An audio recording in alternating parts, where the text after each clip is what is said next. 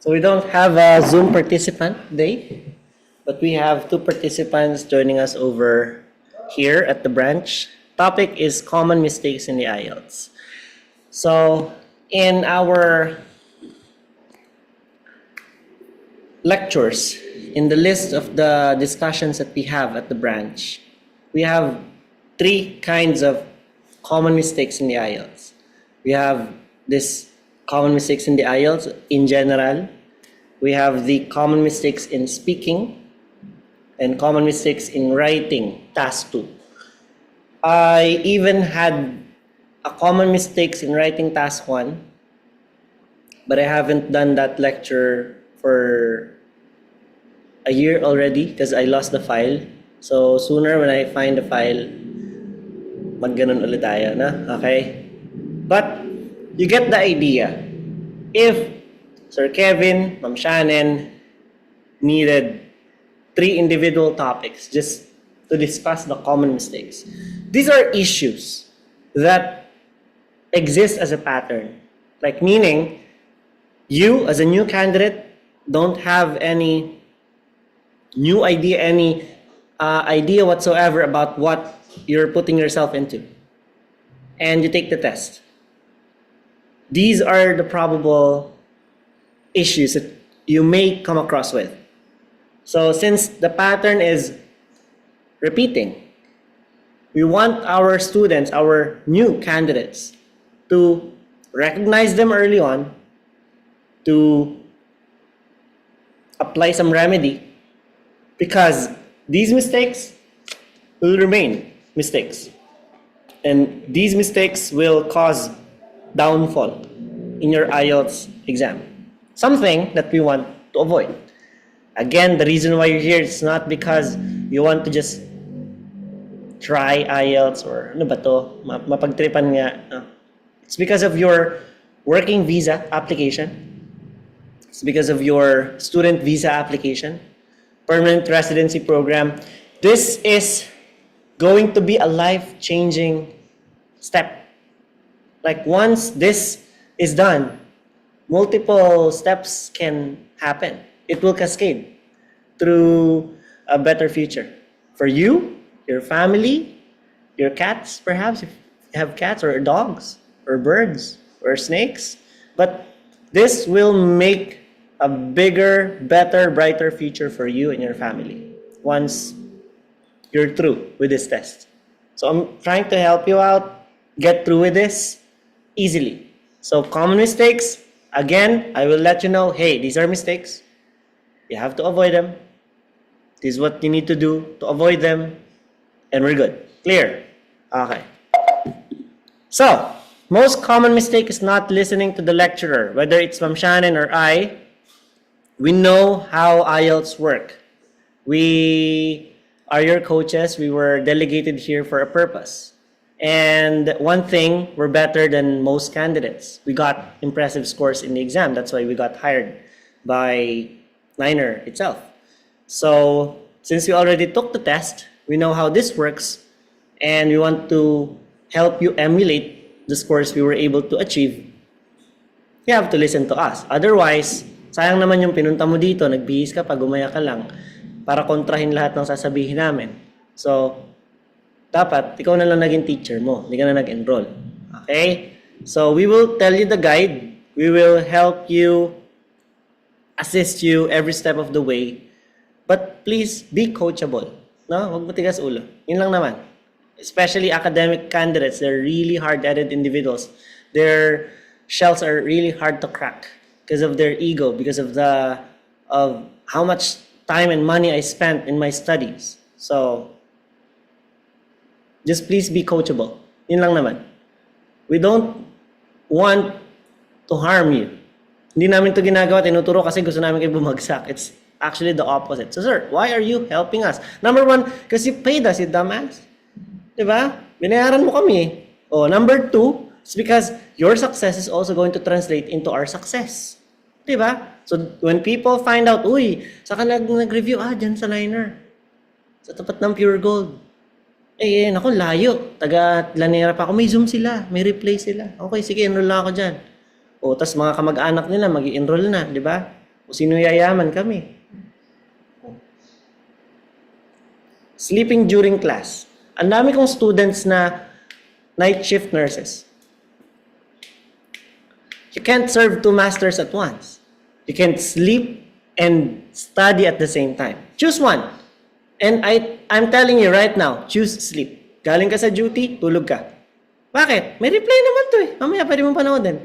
Oh, you're refreshed, you're more energetic, mas madali kang mag-absorb ng information. Diba? Kaysa antok-antok ka, hindi ka na nakatulog, hindi ka pa komportable, hindi ka pa nakapag-aral. Diba? So you missed the opportunity to do either. So pick sleep first, then watch the replay later. Simple as that. Alright? Because once you get enough sleep, your brain is going to be like a sponge. It will absorb. Kaya sabi nila, mag-aral ka pag bagong gising eh. Kaysa bago matulog eh. Kasi your brain is pagod na yan sa mag-aapon eh. Ayaw na niyan kumain ng info eh. Eh kapag morning, di ba? Parang sponge yan, absorbent yan. Applying for the exam without preparing for the test. Ito po yung mga paborito kong estudyante. Yung mga nakapag-take na. Paborito ko po talaga sila. Kasi sila yung they're the epitome of regret. Yan, okay? Gustong-gusto ko yan. Bakit? Kasi wala naman nagsisi sa umpisa eh. Tama ba? Like bumili ka ng shoes, puta, ang ganda ng sapatos na to. Kaso nagsisisi ka, wala eh. Magsisisi ka after mo suotin. Pangit pala. Diba? Magsisisi ka after quite some time. Diba? Regret comes in the end. No one regretted doing something at the beginning. So, they already learned the lesson the hard way. They took the test. They got slapped by reality. And when I say slapped hard. Target nila 7. Very high-spirited, very high energy, mataas ang confidence level. Okay, ito lang na may IELTS, ganyan-ganyan. YouTube lang puta, nakakuha ng 4. Wala. Ang baba ko pala. Paano na?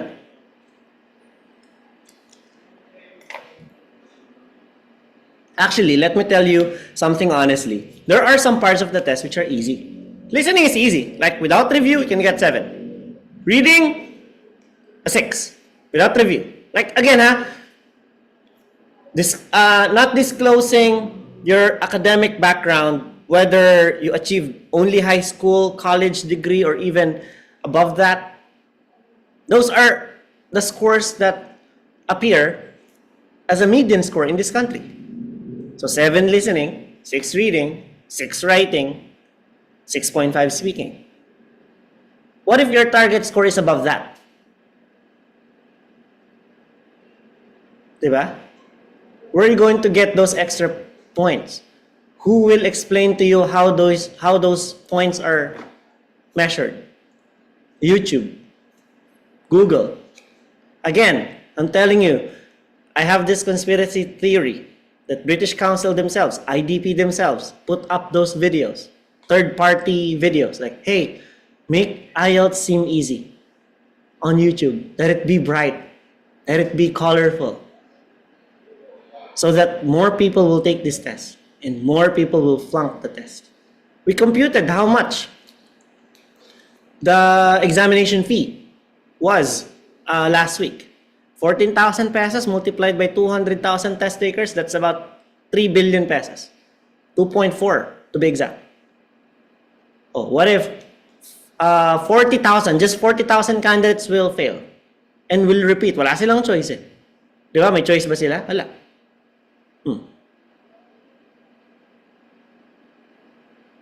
40,000 times 14,000. That's roughly 900 million. So 3.3 billion pesos. Paldo. Just because you have to take the test the second time. Or third. Or fourth. Or fifth. God, I had a student who had to take this test 7 times to get 7 in writing. Kung napapawaw na kayo. Meron nga akong estudyante, had to take the test 20 times just to get 7 in speaking.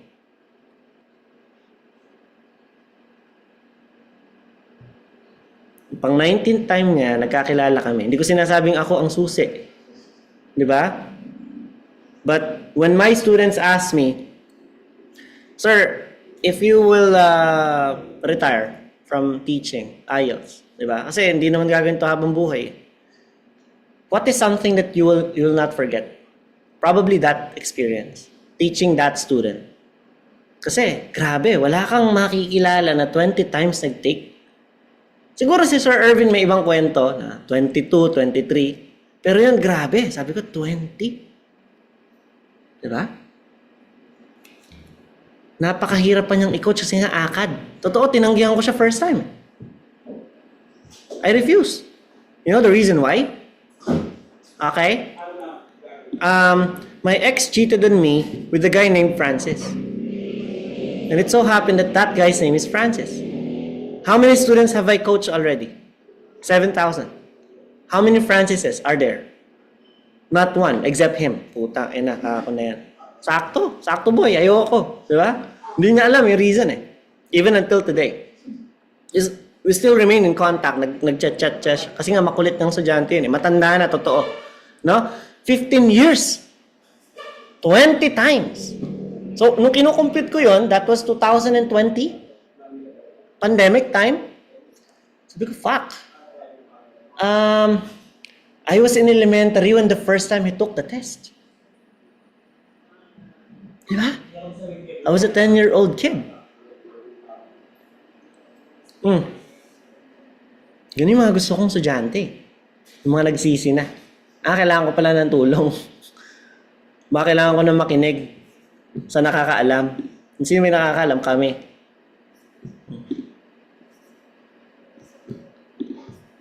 At least 5 one-on-one speaking coaching sessions before the test.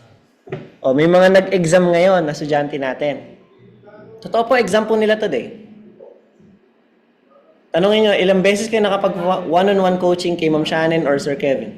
Sir, mga 2 po. Sir, mga 3 po. Ano ba yung nakalagay dyan? At least 5. Actually, 10 nga sana eh. Di ba? Kasi we ask you questions randomly. So by the time you underwent 5 to 10 sessions, lahat ng pages flip na yan. Napag-aralan mo na lahat ng posibleng maging tanong. Mapamahirap, mapamadali.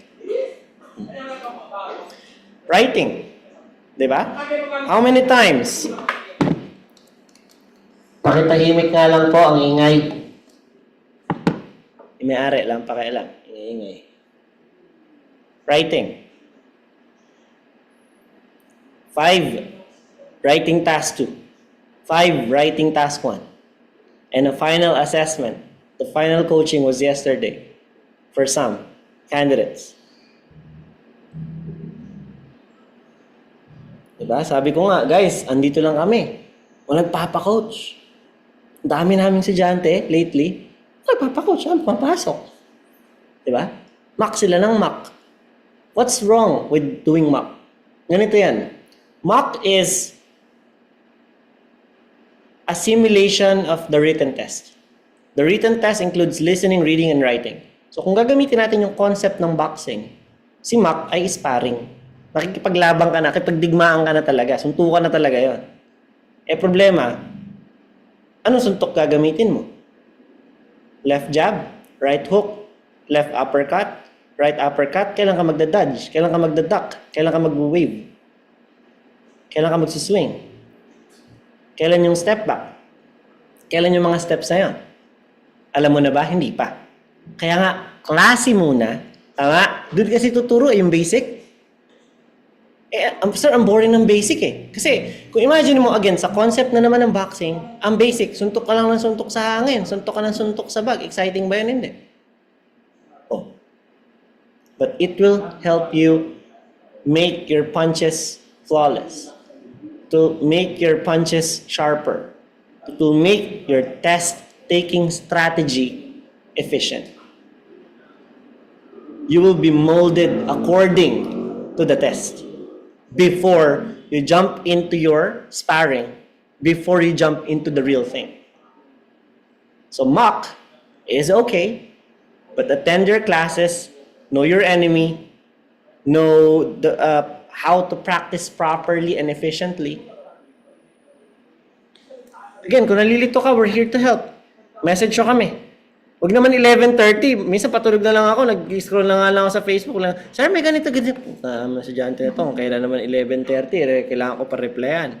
Diba? Again, some of our students are from abroad. So may mga iba-ibang time constraints. So hindi naman namin dinidisclose yan. Another common mistake is not reading newspapers or English intellectual articles. Para saan po itong newspaper? Para sa step 2 ng writing task 2. Read questions, read topics about the questions you don't have much ideas about, and then read sample essays. When was the last time you read an English newspaper article? Diba sabi ko, read at least 1 article per day. Kung hindi ka makabili ng newspaper, go to the website instead. Inquirer.net, HuffPost.com, Bloomberg, MSN, diba? Yahoo News. Kailangan yung, English ha, wag mga tik-tik, bulgar, anin mo yun. Ano pa? Kailangan po yung opinion at news section. So, para saan yung opinion section? To increase your efficiency and argumentative / constructive discussion. Sa news naman, this is where you can get your examples from. Magiging latest na ngayon yung info mo. Babasa ka ng newspaper, English nga, tukol naman sa mga celebrity. Diba? Ay, si ganito pala, kabit ni ganyan.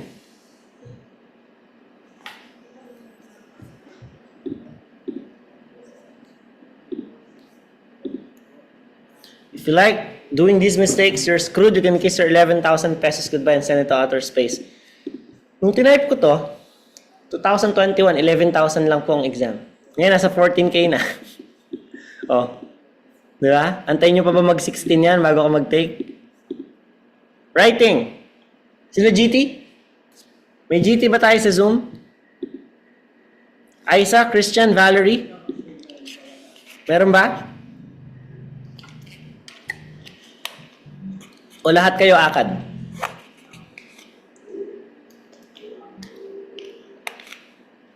Just yesterday, I did my GT letter writing lecture. I will be putting the replay later today. Nakalimutan ko siya i-post kahapon. Okay?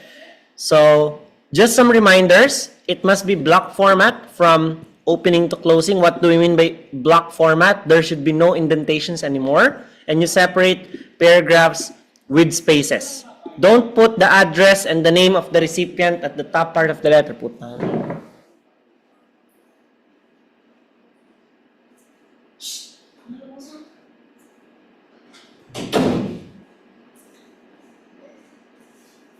Okay, don't put that. Don't forget the commas. Again, commas are part of your grammar and they take off points from your score if you're going to miss them.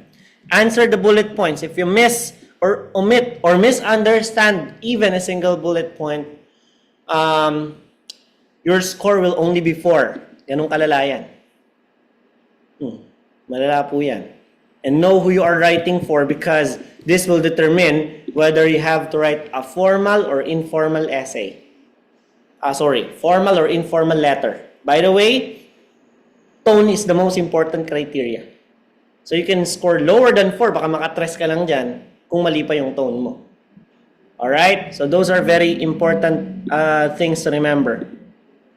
Si Christian lang ang general training, okay? So Christian, I will be posting the GT letter writing replay later today. Please watch it kasi I believe you are not in my class yesterday, both sa Zoom at dito sa live.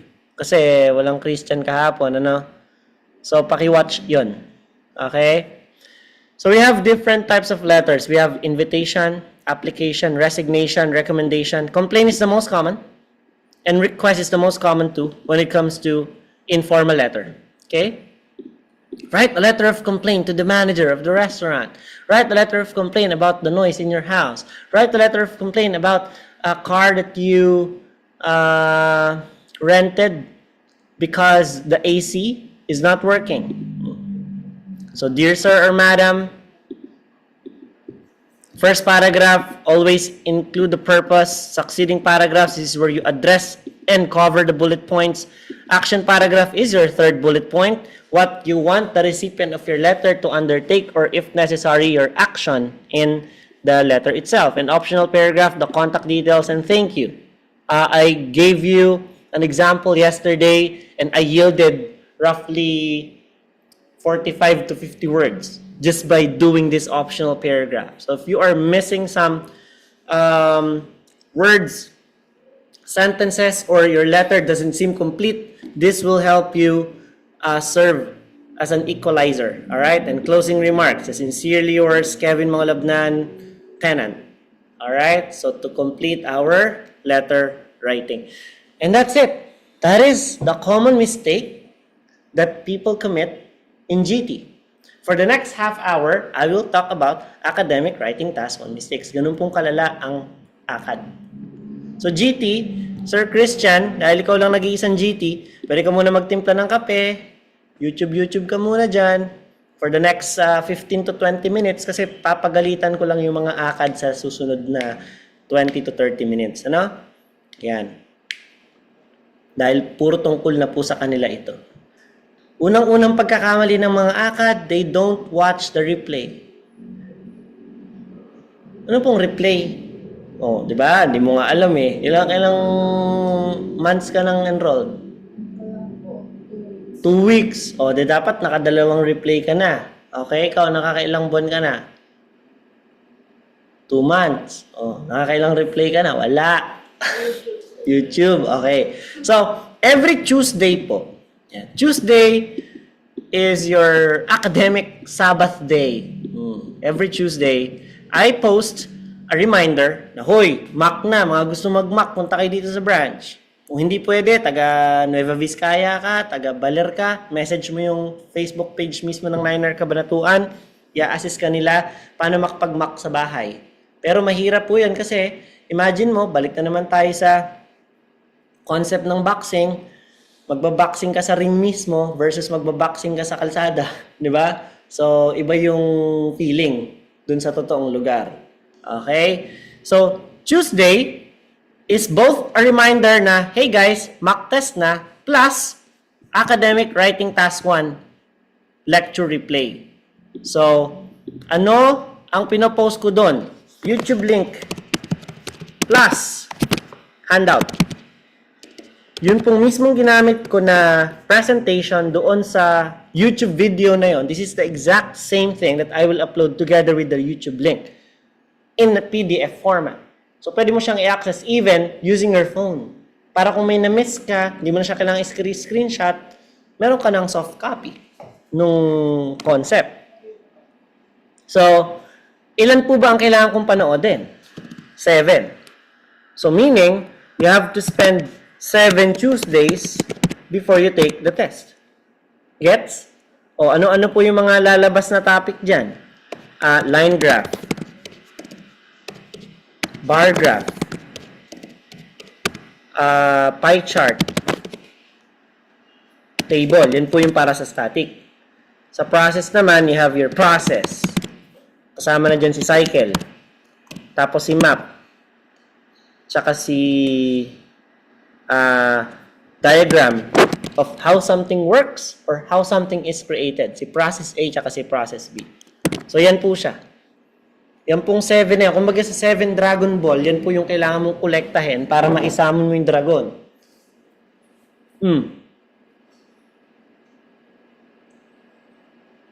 Sir, paano kung exam ko na po next week? Good luck. Kasi meron nga akong isang student, writing task 2. 5 ang writing task to, di ba? Agree, disagree, discuss both views, open-ended, to what extent advantage is advantage. Hindi niya na-attendance si discuss both views. Napaka mapaglaro ng tadhana. Discuss both views ang natapat sa kanya. Hindi siya ngayon pumasa. Kailangan niyang umulit.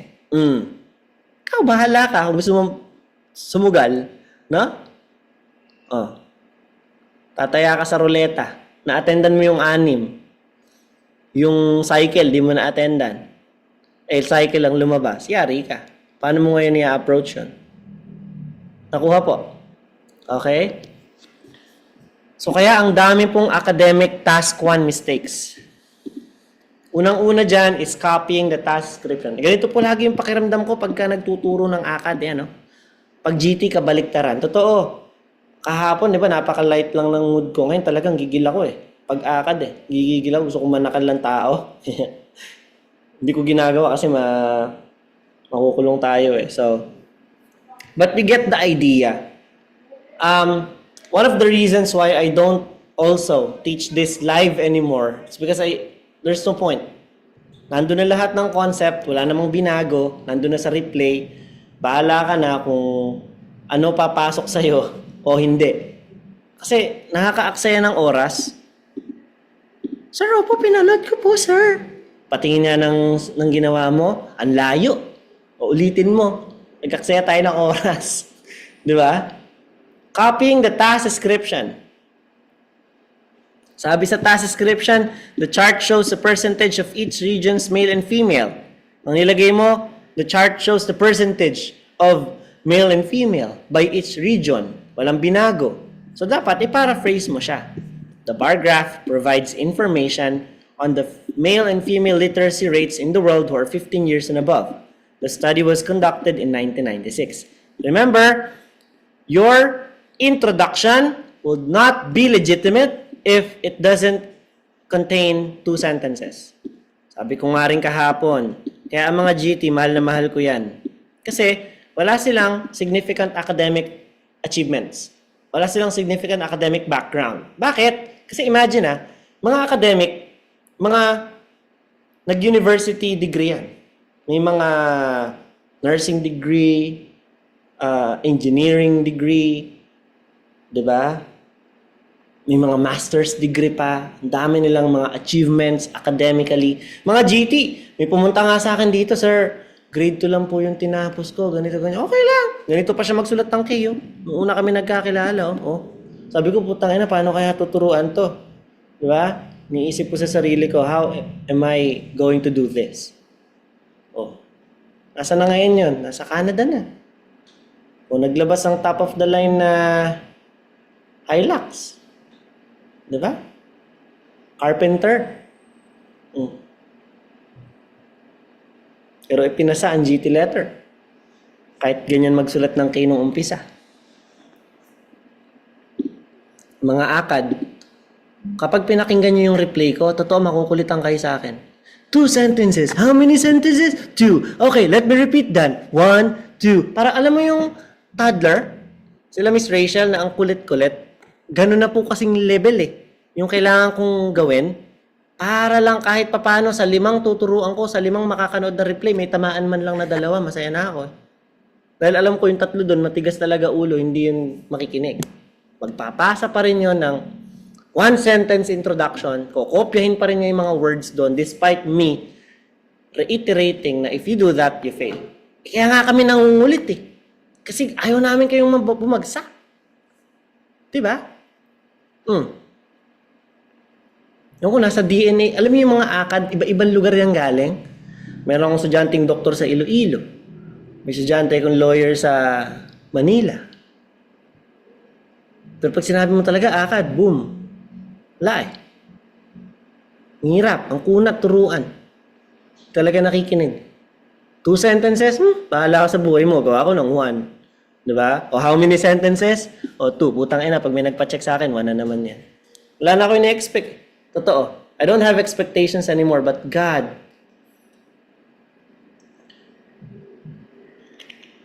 I don't know when will this end. Diba? Yung kakulitan, katigasan ng ulo ng mga ACAD. Ko lang kailan matatapos to. Mag-graduate, may babalik na bago. Ganun na naman, cycle na naman. Okay? So, yun lang. Ito na lang siguro sasabihin ko, final. Kung gusto nyo bumagsak, magsulat ka ng hindi 2 sentences sa introduction. Gano'n na lang. Huwag mo ko sisihin, ha? Huwag mo, kumbaga, I will disown you as my child. Hindi kita tinuruan, hindi kita estudyante, ginawa mo yan sa sarili mo. Diba? You brought that upon yourself. We didn't have any part on that. Ayaw namin maging part ng paulit-ulit kakulitan katigasan ng ulo na yan. So, that's it. Copying the task description will imply that you don't have this deep resource when it comes to vocabulary. Hence, the examiner wouldn't be too happy about seeing that. That is why we paraphrase. Paraphrasing is a combination of 2 techniques. Changing the sentence structure is first, and the other is rewording. So if you can combine the 2, then you will be good at paraphrasing. Sir, paano po ba mag-paraphrase? Again, ang pinag-uusapan natin dito is the common mistake. I'm not going to teach you how to make an introduction. Where are you going to learn? Watch your Tuesday replay. Please. And when you do watch, please, take it seriously. Sana may tamaan man lang, 1, 2. Doon. Yan. So, bakit mali ito? So, let's break it down. The table below. First things first. May makikita bang table dito? Wala. O bakit naglagay ka ng below? Kasi sir, kinopya ko maging ito eh. Diba? Shows. Maging yung kinapi. Pinalitan mo lang dito yung debts ng demises. What's wrong with demises replacing debts? Diba? Kapag narinig mo yung salitang number of debts, it sounds statistical. Tama ba? When you hear demises, he suffered from a demise. Oh, anong problema sa kanya? Sa demise. Minalas. E ano ba ang malas? It's subjective. Di ba? E ano ba ang statistical report? It's objective, measurable, observable. Oh, instead of number of deaths or number of demise, anong pwede natin palit? No word. Number of. Ang table daw na to, nagpapakita ng bilang ng mga namatay. Anong pwede mong ipalit doon? Number of victims. Casualties. Fatalities. Nagkakaintindihan? Oh, so instead of using demise, which is subjective, use a more objective word. So this is the better paraphrase.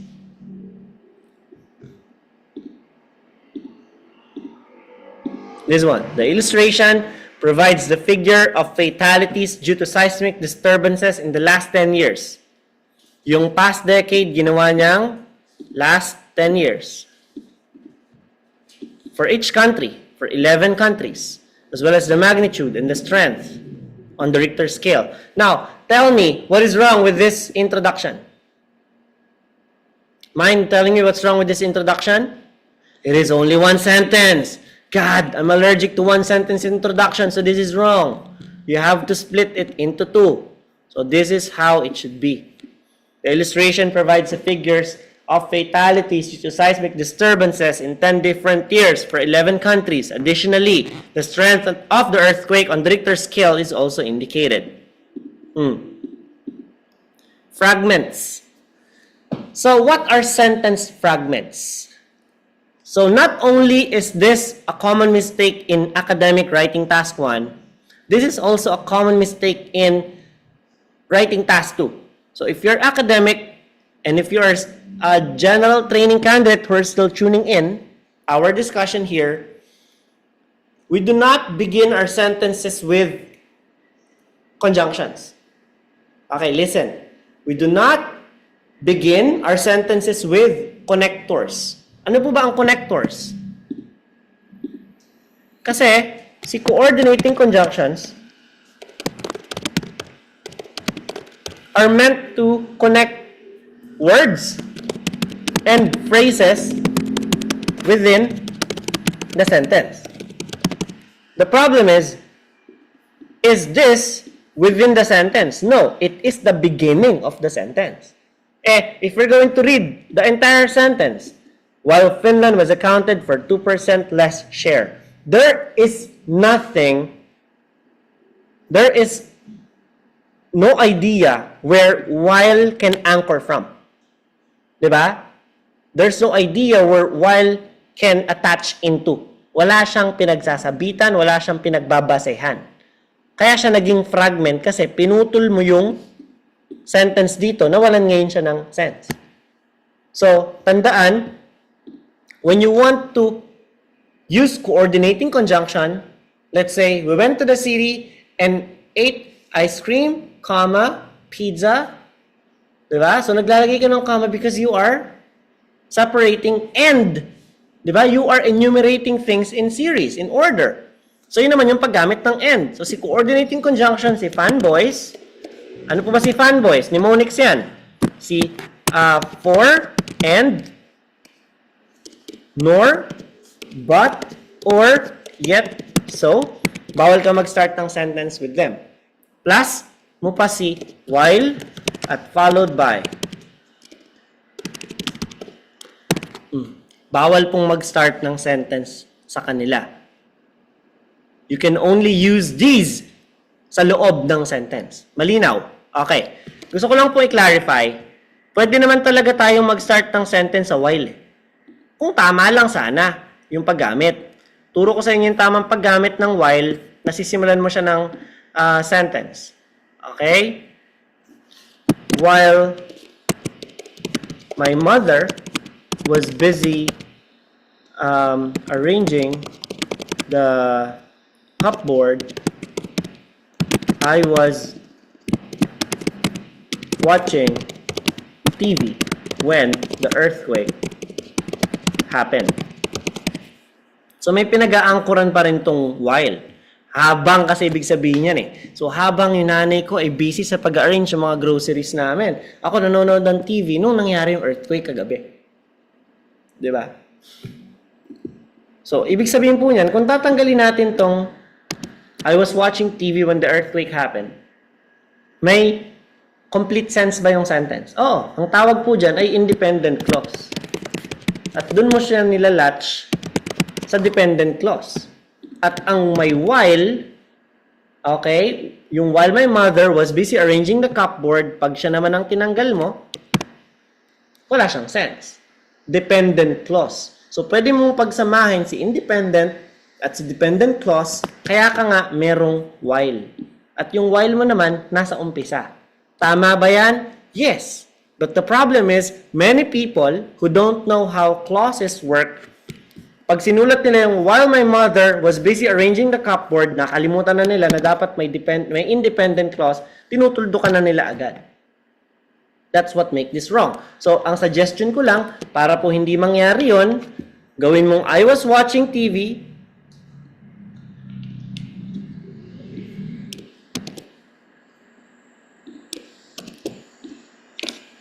comma, while my mother was busy arranging the cupboard when the earthquake happened. That way, hindi mo makakalimutan na maglagay dapat ng independent clause kasi yung while nilalagay mo sa gitna. Sir, bakit naman po nakakakita ako ng mga sentences nyo na nag-i-start sa for? For example, di ba? For instance.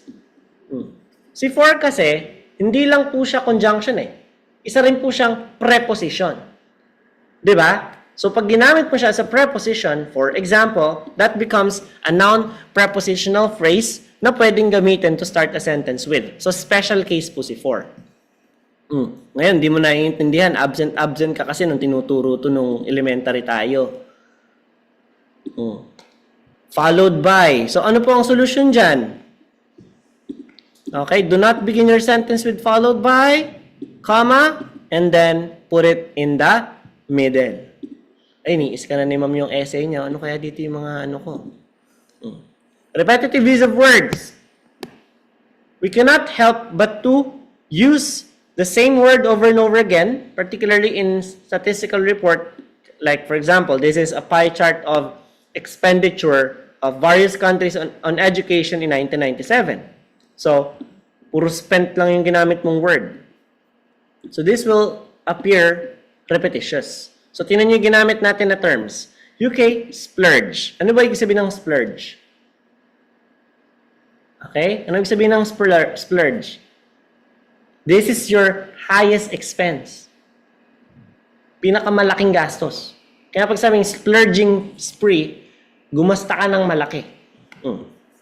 Allocated, naglaan, expenditure, gastos, spent. O, ilang beses ko inulit yung spent? Wala. Meron pang allotted dyan. Pwedeng allotted.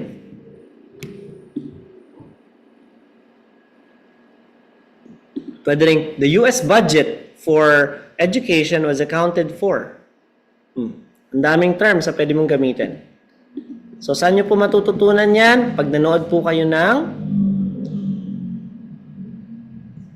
Tuesday replay. So, ito po yung block paragraphs ha. Wala siyang indentation. Ito po yung may indentations. Ito naman, wala nang indentation but meron po siyang spaces in between. Clear? Formatting, not leaving spaces, erasing words within sentences, leaving the spaces blank. Don't worry, this is only for the pen and paper base exams. Capitalization is also going to be a factor here. Look at this, capitalizing generic words.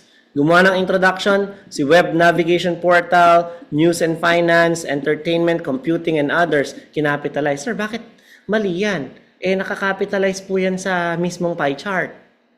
O, bakit? Proper nouns ba sila? Hindi, common nouns yan eh. Bakit mo siya kakapitalize?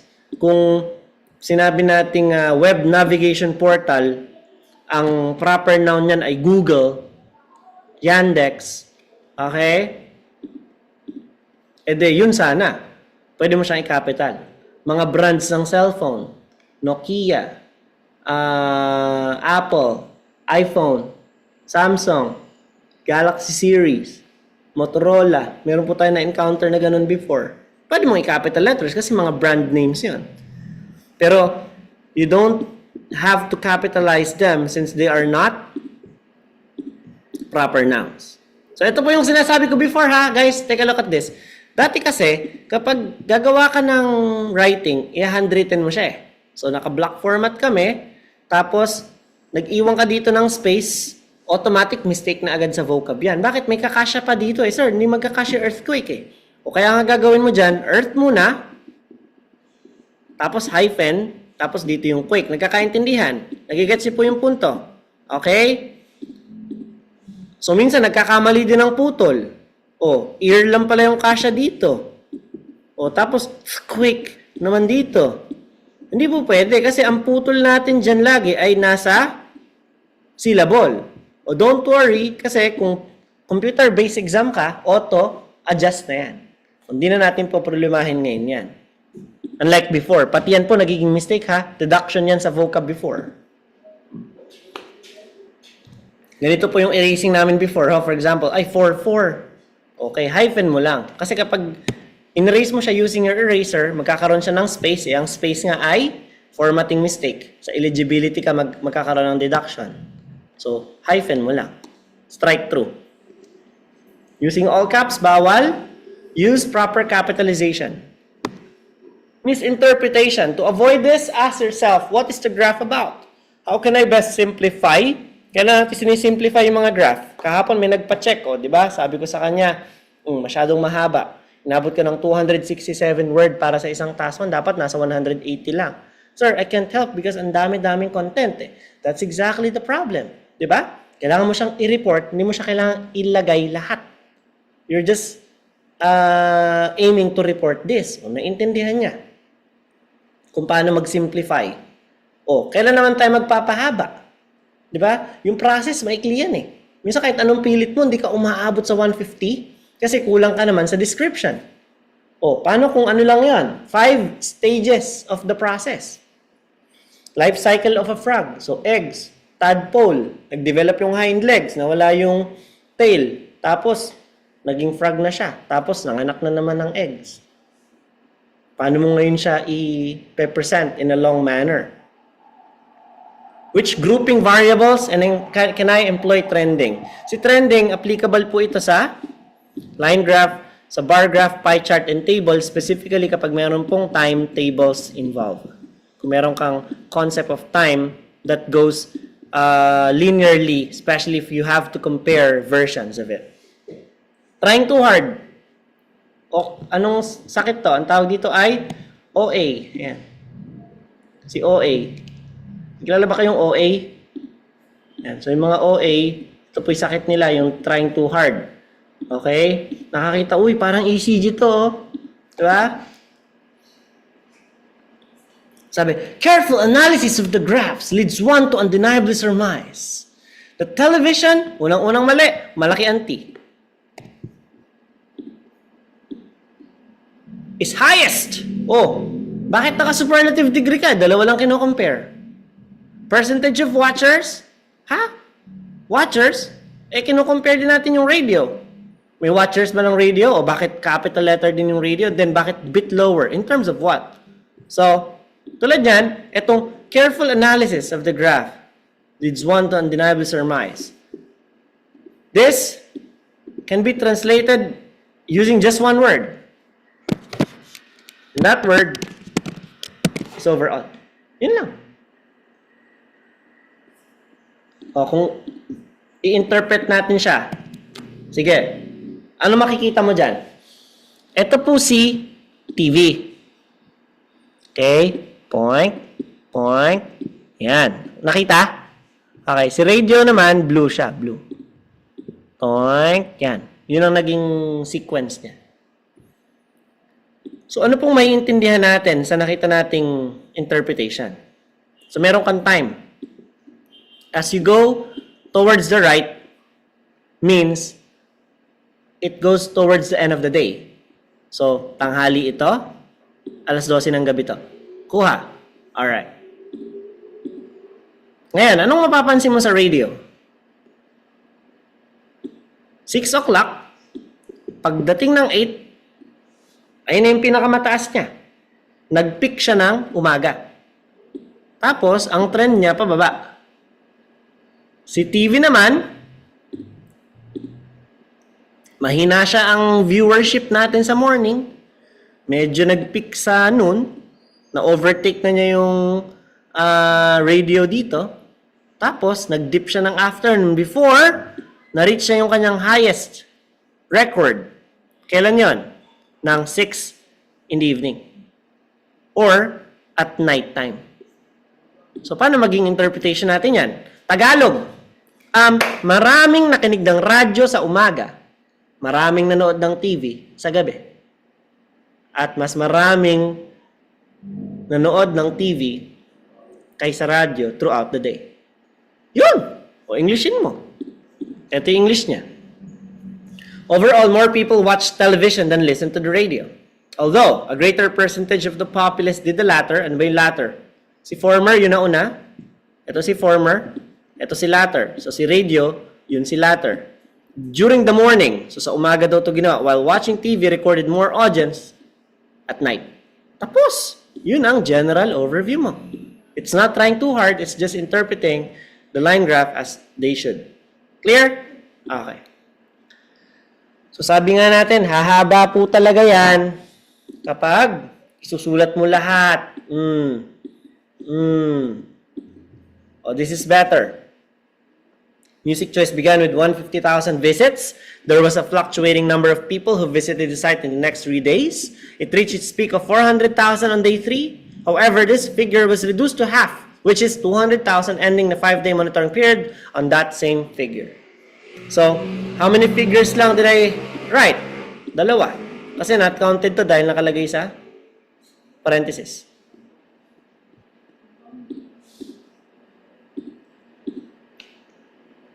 General overview as a figure, that's wrong. Diba? Asia had the highest population growth rate. Just remove.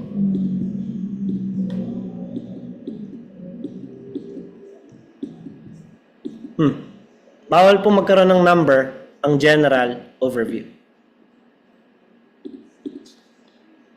So wala dapat below because there's no table below. During plus year is wrong. It should be during the year or in the year or in 1960. So ano mas pipiliin mo dyan kung akad ka? Dito ako sa dalawa na to. Bakit? Mas maraming words. Yun naman talaga eh. Di ba? Okay. Any questions, academic? So, in summary, academic, you have a lot of topics, a lot of lectures you must attend. And they can be found every Tuesday. That's my challenge. Okay, if you really cannot understand, andun lang yung replay. Kahit pa ulit-ulitin mo, walang problema, no?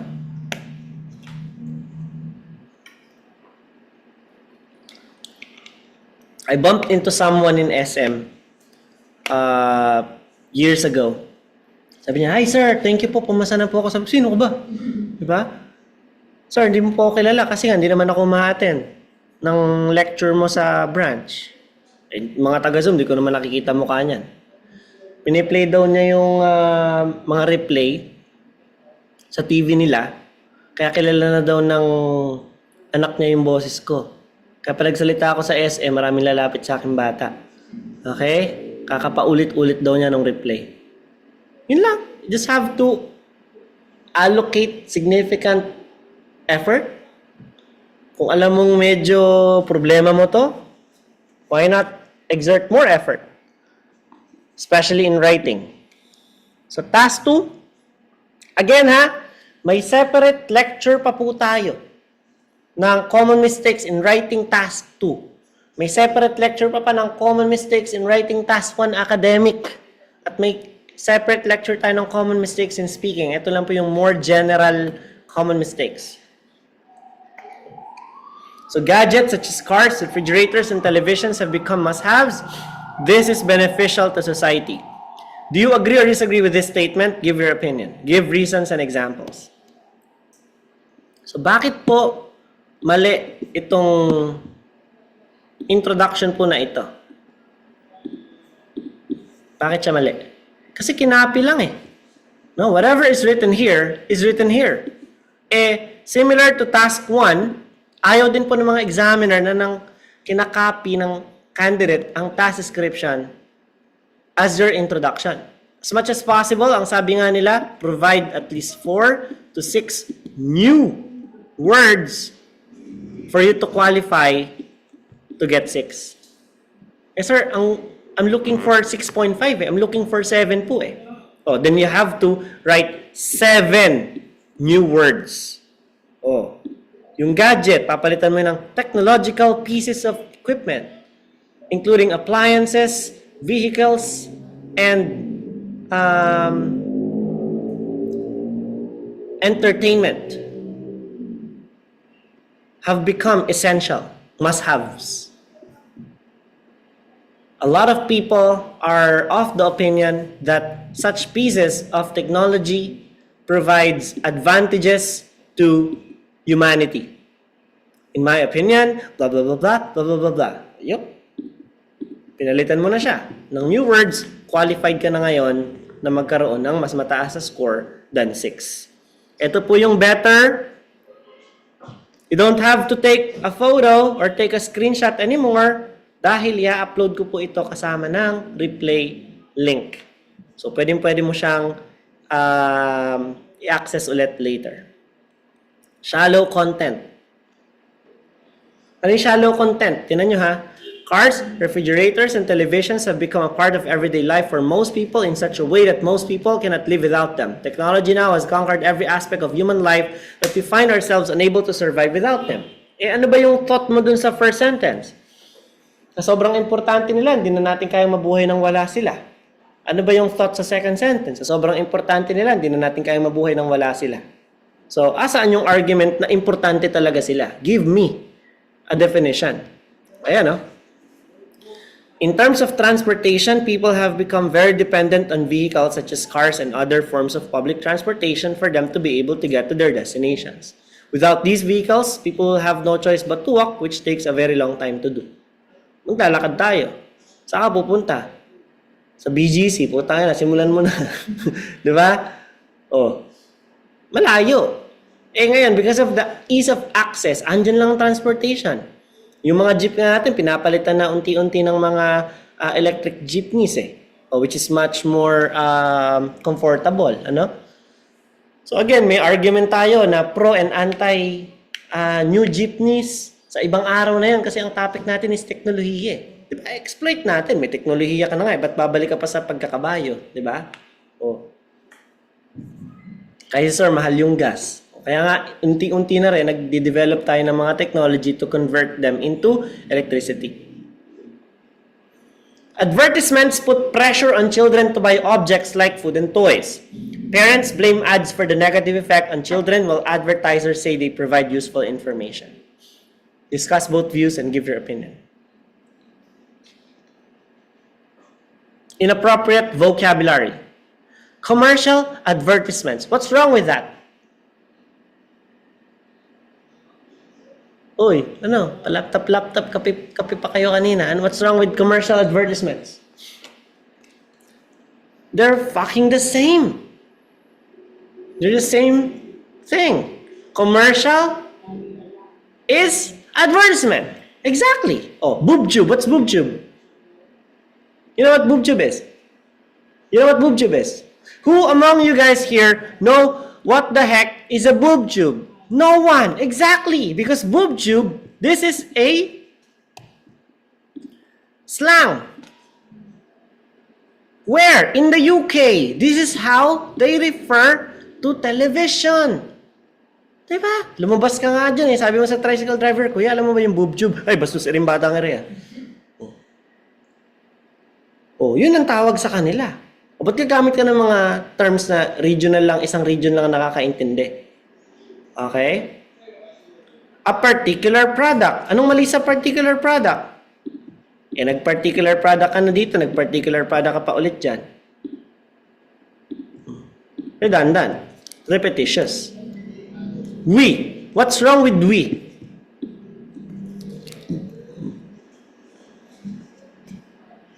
Be, walang tayo, be. Wala tayong label. Hindi ka kasali. So, hindi mo dapat i-include yung sarili mo dito. Eh, sino lang? Sila lang. Them. What's wrong with using them? Oh, this is a beginning of new sentence. So, sino yung pinapalitan ng them? People. Diba? O, natandaan niyo yung grade 2 natin na topic tungkol sa nouns and pronouns? Kailangan may people ka muna bago ka makagamit ng them. Ang tawag doon ay noun, pronoun, antecedent. O, kaya dalawang mali agad ito. Si we. Next, manufactured artifacts.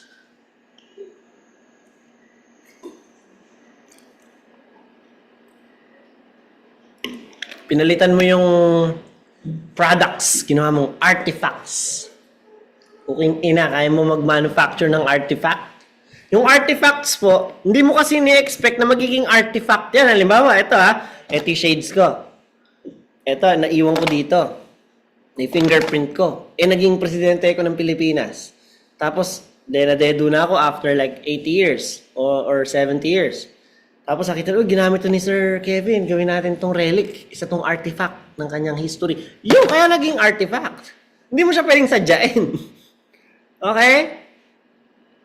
Ano naman si innumerable recompenses and remunerations?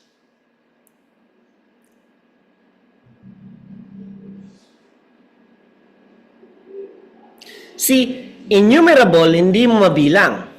Recompenses at saka remunerations mean the same thing. Diurnal, masyadong malalim.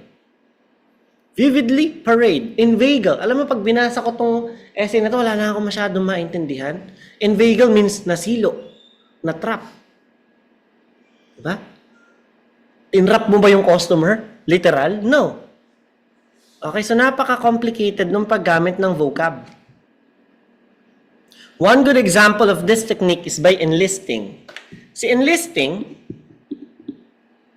is special term para sa magjo-join ng army. Enlist. Prevalent celebrities. O, nurse ka. Ano ba ang ibig sabihin ng prevalence?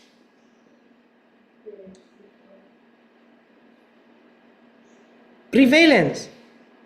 Di ba sabi na, the prevalence of dengue cases increase during the rainy season. Yung chances of increasing. Or, uso. Di ba? Yan si prevalence, uso eh. Uso daw ng celebrities. Or, ano to, sakit, dengue, prevalent. O sa context lang to ng infection control. Sanction such products. Paano mo paparusahan yung products? Nakapanood ka ng commercial. Di ba? Tide. Napapaputi daw yung damit. Sabi mo, itong blue ko na damit, gusto ko maging white. Eh, hindi naging white.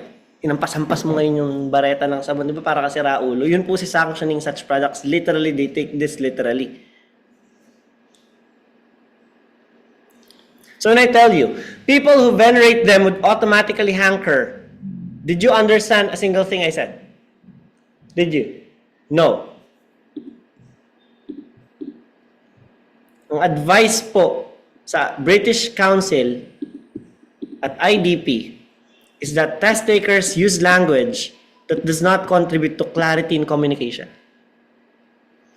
Dahil sa sobrang pag-flex mo na alam mo yung mga salitang hanker, venerate, inveigle, hindi siya nagme-make sense eh. Tulad ng prevalence, ang ganda-ganda niyang gamitin. Kung ang pinag-uusapan natin, sakit. So you're using those vocabulary inappropriately. May gumagamit pa nga daw ng Latin phrases, status quo, ergo, ad infinitum, res ipsa loquitur, at raison d'etre. Totoo. Yan po ay mga Latin phrases. Even not only we must avoid Latin phrases, we also have to avoid, Filipino terms. May nabasa ko tungkol sa grandparents. The lolo and lola and the pagmamano of the tito and tita, na ninong and ninang, kailangan mong Englishin yun. Kasi English nga ang exam eh. International English Language Test System. It's in the title of your test already. Gumagamit pa doon ng mga words like bucolic, quintessential, inveigle, venerate, humongous, gargantuan.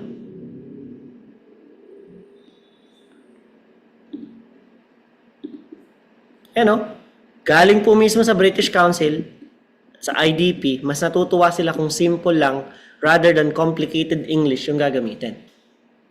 So when you say simple, it can be understood by the general population. Di naman po namin kayong sinasabihan na maging elementary level lang ang inyong sentences. Halimbawa, ang sentence mo ganito lang.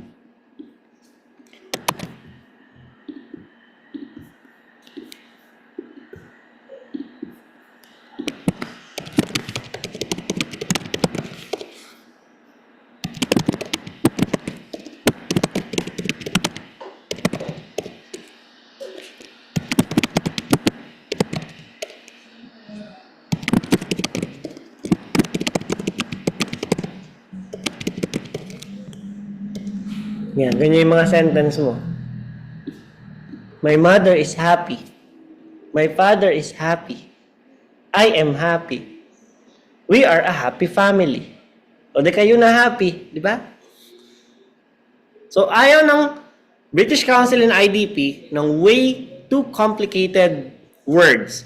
Kasi okay lamang gumamit ng words na hindi siya gaanong nagagamit.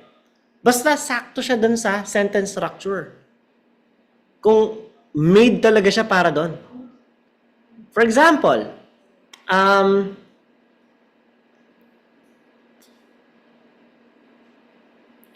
sa pagkain, di ba? Kailan mo huling ginamit yung salitang sumptuous? Di ba? Pag sinabi sumptuous meal, made for each other talaga yan. Kahit si sumptuous ay hindi madalas ginagamit kaysa gumamit yan ng word na yummy. Nagkakaintindihan? Sumptuous talaga gagamitin mo. Eh sir, hindi ko po kayang gamitin si sumptuous. Eh masyado namang common si yummy. Delicious! Oh. Diba? Laging may paraan. Okay pa?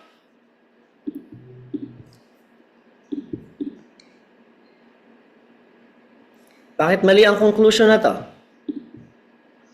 At the end of the day, personally, I believe, I have to say that I agree. Ang dami-daming sinabi, I agree lang pala yung sasabihin. Tapos, nag-example, bawal pa magbigay ng example sa conclusion. The goal of the conclusion is to summarize no new ideas.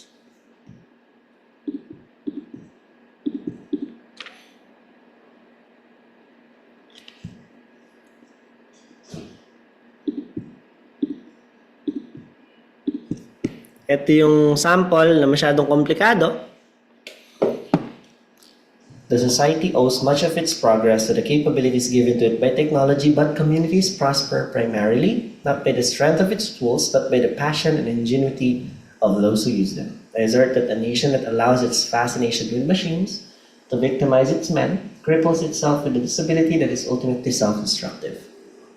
So ito po yung better version. In conclusion, the society continues to progress due to the capabilities given to it by technology. However, communities can only be more prosperous if the people will give value to the use of technological tools rather than its fascination to machines that will only create division among the citizens. A future where a society works in unison through the proper use of advanced tools should be the common goal of all. Works in unison. Ibig sabihin nun, work together. O de, kung di mo alam si unison, together, okay lang din. Nagkakaintindihan po. So si I, commonly used po yan sa introduction. Huwag mong masyadong paulanan ng pronoun I ang iyong buong essay. Introduction, conclusion lang yan. Si we, avoid natin. Si them and they, i-replace natin yung mga common nouns like people, individuals, students, patients, authorities. Si it naman para sa singular object lang. Si specially, bawal po mag-start ng sentence with specially. Take a look at this. Dapat po ay nasa loob po siya dito. Clear? Okay. So ito po yung sinasabi natin ha, na noun, pronoun, antecedent lacking. It. Ito yung previous paragraph. Nag-next paragraph ka na. However, due to the dangers it poses. So ano yung it? Internet. So nasa kabilang paragraph pa yung pinapalitan ng it. So dapat internet ulit. Walang problema kasi isang paragraph naman ay distance nila eh.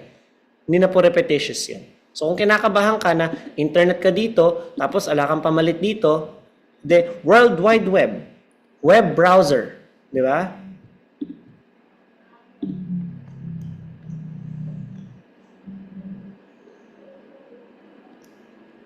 Bawal po yung mga don't, won't, can't, tense inconsistencies. Isang paragraph, present, past, perfect, simple present, present perfect continuous. 4 na tense sa isang paragraph. Dapat, kung simple present lang yan throughout. Kailan ka gagamit ng simple past? Kapag nagbibigay ka ng example na nakaraan na, halimbawa, ito. In the past, people used to pay more. Or, ayaw mo nang used to. In the past, people paid more to make cell phone calls. But now, kaya tayo gagamit ng past.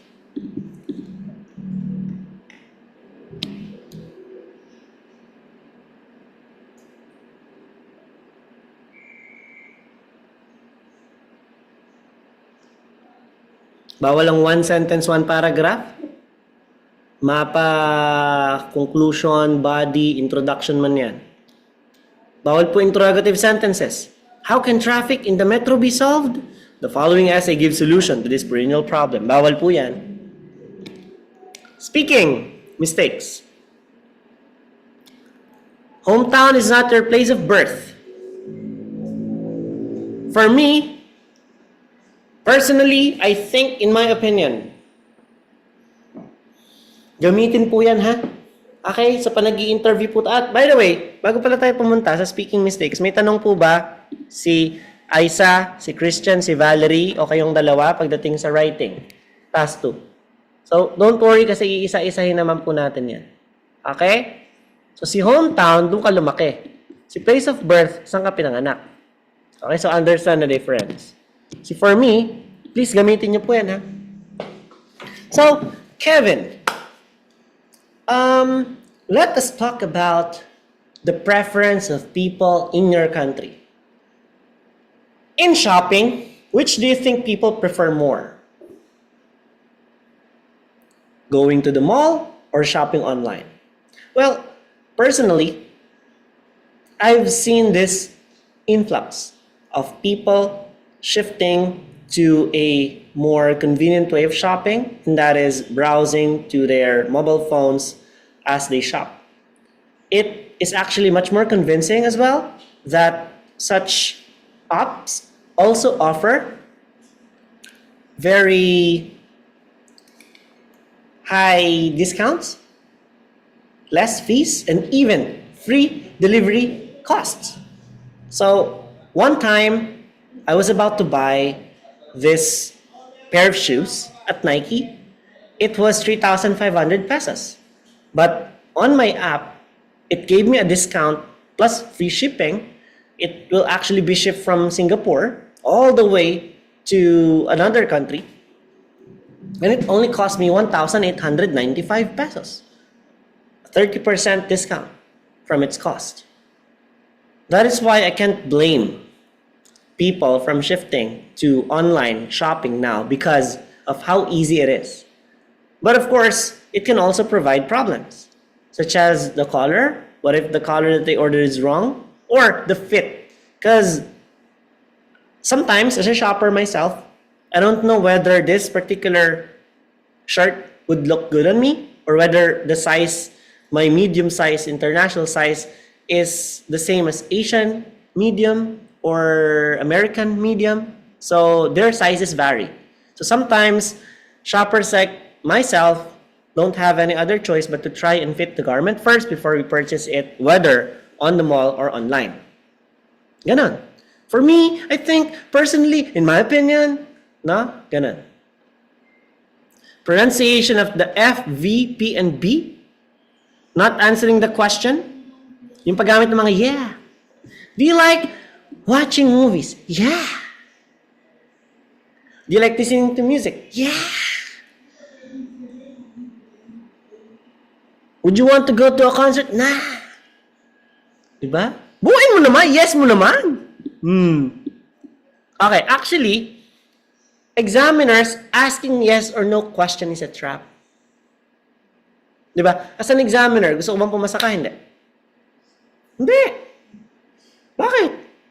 Kasi pag pumasa ka, hindi ka na magbabayad ulit. Diba? Eh kung babagsak ka ngayon, magbayad ka ulit. Nagkakaintindihan. Oh. Kaya nga may nag-exam ng multiple times eh. Bakit kita tinatanong ng yes or no lang? Ibig sabihin ba nung gusto kita?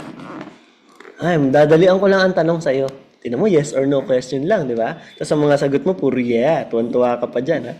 Sir, sabi mo, 10 minutes yung exam, 6 minutes nga lang, tapos na eh. Bakit ang bilis? Puro yeah lang po sagot ko eh. O, yeah lang din ang score mo. Kuha?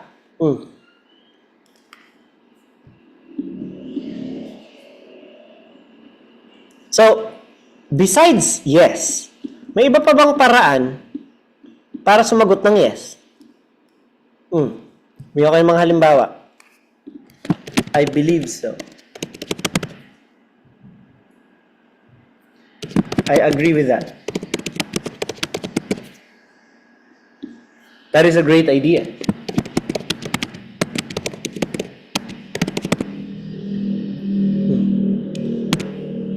Kevin, do you think that if we shift towards online learning,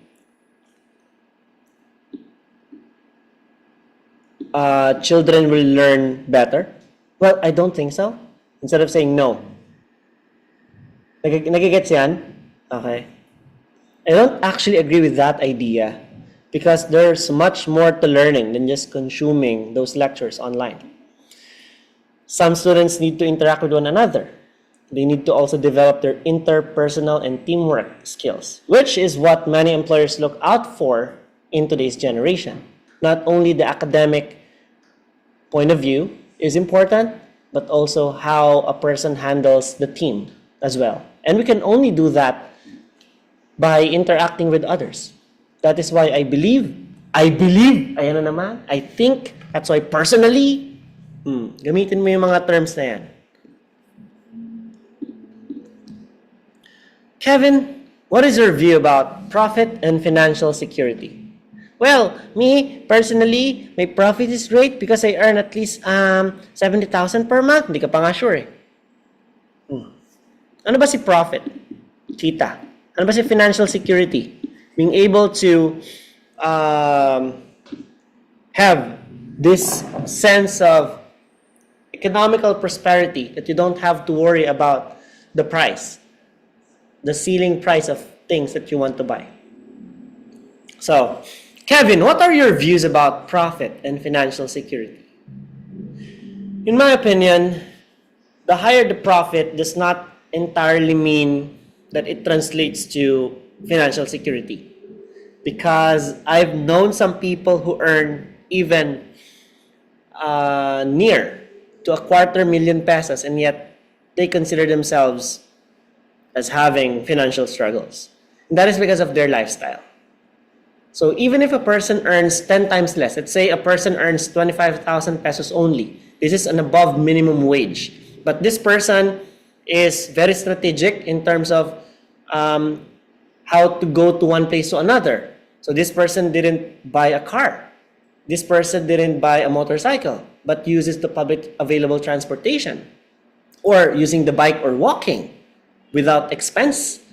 And this person, let's say for example, is not yet having a family. So if this stream of income will be invested in multiple streams of income, it can provide some passive way of earning from this small amount of money, and it can grow in the end. But if this example number 2, this person is earning near 250,000 peso a month, but finances this multi-million car, mansion, luxury watches, bags, shoes, and everything in between, then this person will be paying off more than earning.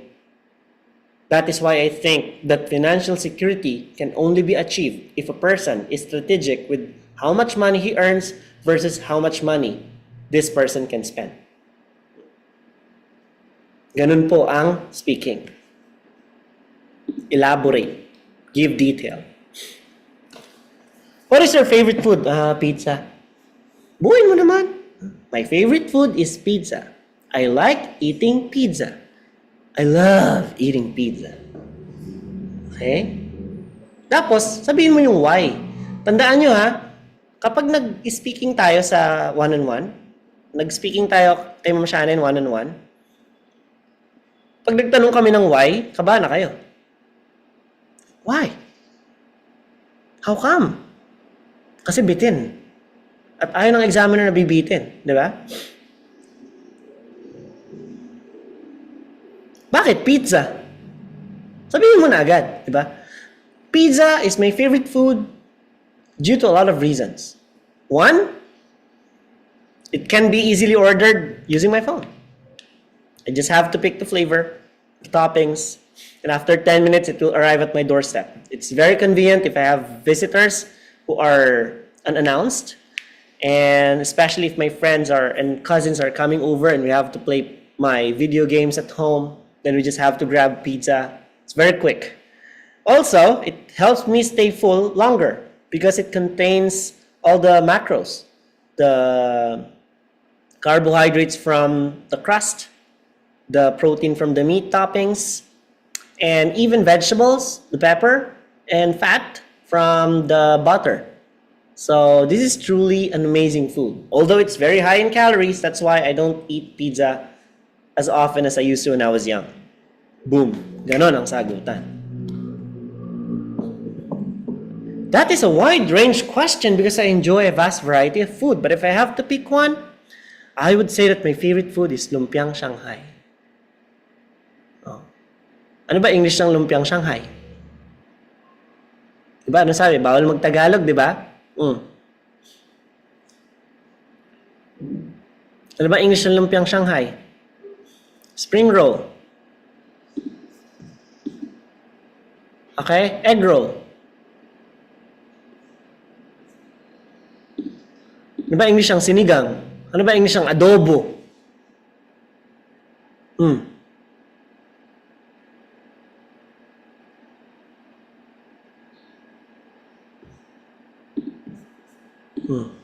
Sinigang na baboy, oh.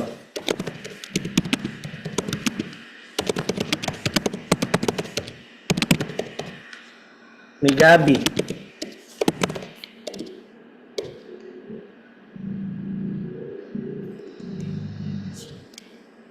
Si adobo.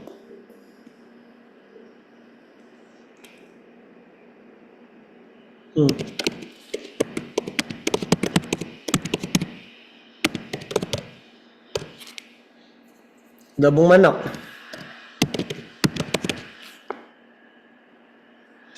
Kare-kare.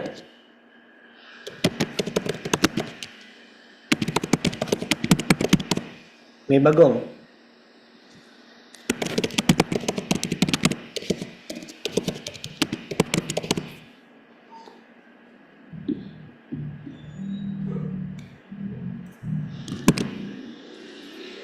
What's your favorite food? Sushi is my favorite food. Spaghetti is my favorite food. Para hindi ka na masyadong mahirapan translate. Describe a letter you find hard to write. I find it hard to write the letter Q. Because there's something with the letter Q, maybe it's the tail that makes it difficult. Tungak! Letter daw, anong sulat, nahihirapan ka, hindi ganito po. Inang yan, no? Resignation letter, application letter, letter of complaint. Okay? So kung hindi mo nalilinawan, you can clarify. Do you mean the letter as in the alphabet or the letter such as formal letter? Oh, clarify mo. May tail ka pang nalalaman dyan, Alright. I find it difficult to write a termination letter to my employees. Being the CEO, it's always heartbreaking to tell your valued employees it's time to let them go. Describe yourself. I'm Mark Velasco. I am. So minimize the I ams.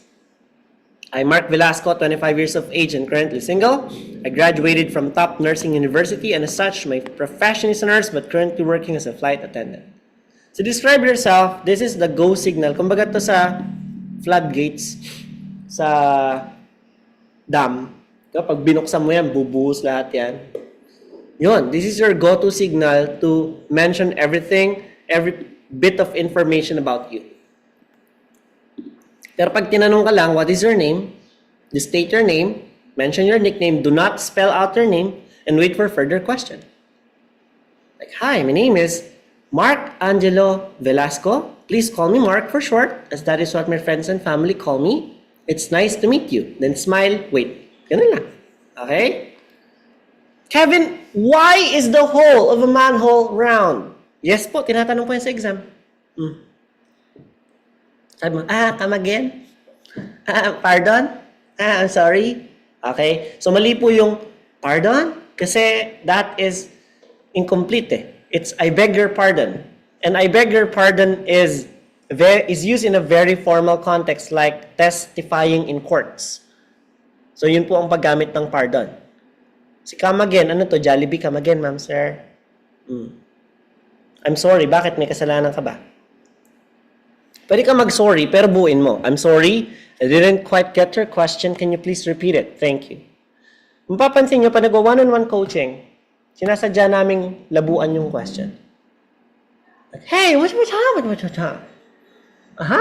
Diba? Titignan namin kung paano yung reaction niya eh. Paano nyo ipauulit? Paano pag nag-glitch yung internet? Paano nyo ipauulit yung question? Unfortunately, Mr. Examiner, I didn't get everything you said the first time. Could you please repeat that? Thank you. Diba? Oh, ang nice, pakinggan. Ang galang-galang. Oh, nakaka-bonus point sa kanila yon. Inulit niya. Oh, why is the hole of a manhole round? Anong sagot mo dyan?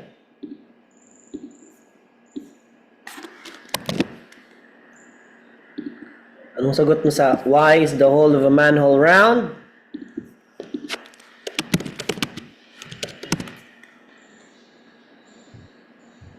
Tell them you don't know. But be polite. Diba? Unfortunately, I don't know the answer to that question. But as soon as I get home today,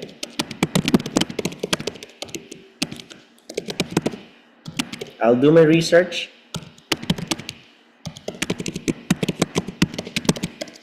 about that interesting topic. Pwede pong isagot yan. Dahil hindi naman po ito test para maging DPWH Undersecretary ka na dapat malaman mo bakit bilog ang manhole. Ito ay test kung paano ka magsasagot in English. Kasi tinetest ka nila, paano ka sasagot sa isang tanong na wala kang ka-idea talaga.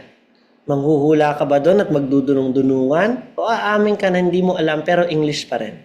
Yun ang mas gusto nila. Be honest. Alright? Maraming version to. Pwedeng, I'm sorry, with the level of knowledge I have right now, I don't know the answer to that specific question. But don't worry. As soon as I get home today, I'll definitely do my research on that specific topic. Thank you. Move on na siya sa susunod na tanong. Okay?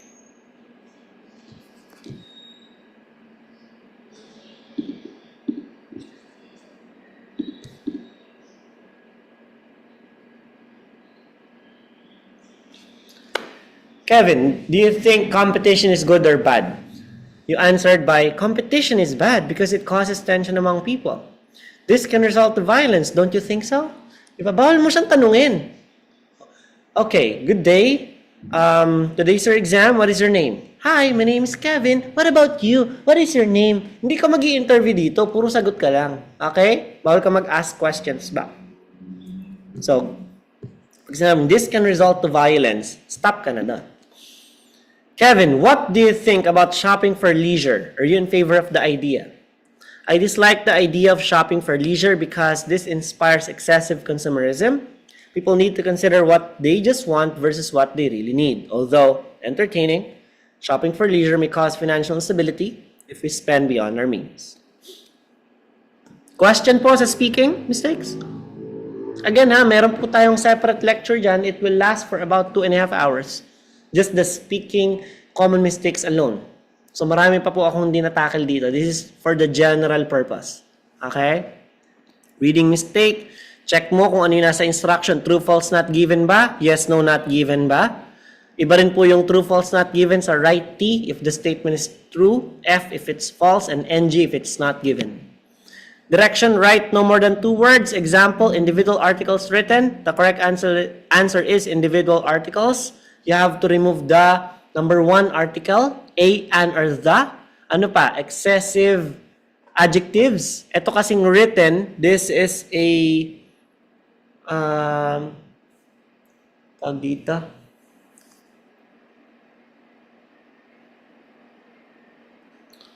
This is a verb that functions as an adjective. Okay? Lalo kapag ka naka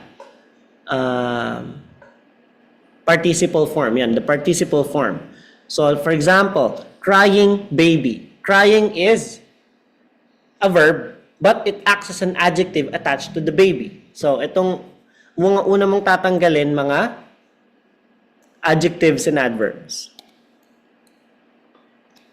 Listening mistakes. Not following directions. Numbers are taken as a hula and not as individual units. So, when you write 3,000 to 4,000, this is 3. So, gawin mo siyang hyphen para maging 2 lang. Clear? Okay. Format issue. Sa question, may dollar sign na. You don't have to write the dollar sign anymore or even spelling out the entire dollars. Magiging repetitive yan. So, 10. All caps. Yes, allowed po ito and extremely favorable and recommended for Niner students. Pag nasa listening ka, nasa reading ka, kahit ang options mo ay hindi naka all caps, i-all caps mo ang sagot. Pag writing, bawal. Nagkakaintindihan? I cannot highlight this enough, ha? So formatting issues, ito po yung mga dates. Spaces and hyphens are no longer necessary. What is important is the sequence of number. So kung meron ka ditong hyphens, wala mang space or hyphens, tama pa rin yan. The more important thing is that the order they appear. The sequence they appear. If you have committed the same mistakes twice, it is no longer considered a mistake. Rather, it is a choice. So it's up to you kung gusto mong ulitin lahat ng mga pagkakamali na diniscuss ko sa lecture na ito. Okay pa? And that's about it. Thank you, Isa, Christian, Valerie, and my two participants here at the branch for joining us here. If you have any questions, just let us know. Next week, again, mock examination on Tuesday. But for academic, you still have another task to do besides that one. Dahil meron kang academic replay day. Alright, Wednesday is Ma'am Shannon's lecture. I think si Ma'am Shannon muna ang mag-handle ng Thursday natin na one-on-one. Friday, Saturday will be handled by myself. So, that's it. Have a nice weekend ahead. God bless and good luck on your test.